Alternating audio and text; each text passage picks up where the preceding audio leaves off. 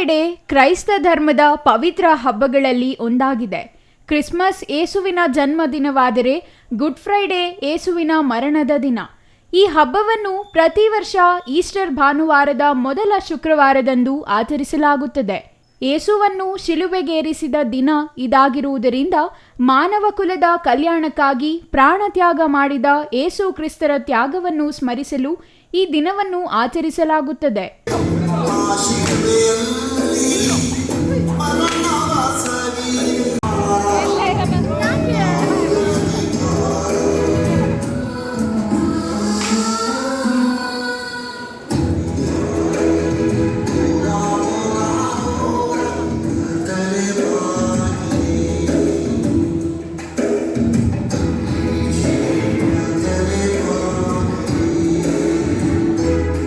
ಇಂದು ಚಿಕ್ಕಬಳ್ಳಾಪುರ ನಗರದ CSI ಕ್ರೈಸ್ತ ಚರ್ಚ್ನಲ್ಲಿ good Friday ಹಬ್ಬವನ್ನು ಕ್ರೈಸ್ತ ಬಾಂಧವರು ಶ್ರದ್ಧಾಭಕ್ತಿಯಿಂದ ಆಚರಿಸಿದರು.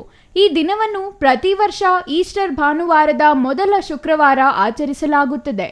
ಇದು ಏಸು ಕ್ರಿಸ್ತನನ್ನು ಶಿಲುಬೆಗೇರಿಸಿದ ದಿನವಾದ್ದರಿಂದ ಗುಡ್ ಫ್ರೈಡೆ ತನ್ನ ಹೆಸರಿನಲ್ಲಿ ಸಾಂಕೇತಿಕವಾಗಿ ಶುಭವನ್ನು ಸೂಚಿಸಿದರೂ ಕ್ರಿಶ್ಚಿಯನ್ ಸಮುದಾಯಕ್ಕೆ ಇದು ದುಃಖದ ದಿನವಾಗಿದೆ. ಈ ದಿನ ಪ್ರೀತಿ, ಜ್ಞಾನ ಮತ್ತು ಅಹಿಂಸೆಯ ಸಂದೇಶವನ್ನು ನೀಡಿದ ಹಾಗೂ ಮಾನವ ಕುಲದ ಕಲ್ಯಾಣಕ್ಕಾಗಿ ತನ್ನನ್ನು ತಾನೇ ತ್ಯಾಗ ಮಾಡಿದ ಏಸು ಕ್ರಿಸ್ತರ ತ್ಯಾಗವನ್ನು ಸ್ಮರಿಸಲಾಗುತ್ತದೆ. ಕ್ರೈಸ್ತ ಸಮುದಾಯದವರು ಈ ದಿನ ಚರ್ಚ್ಗಳಲ್ಲಿ ವಿಶೇಷ ಪ್ರಾರ್ಥನೆ ಸಲ್ಲಿಸುತ್ತಾರೆ.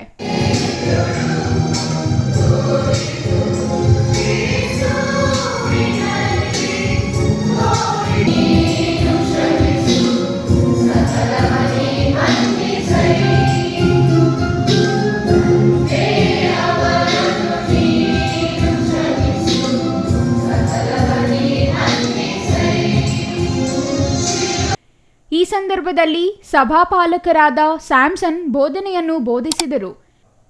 Venu KV CTV news Chikkaballapur.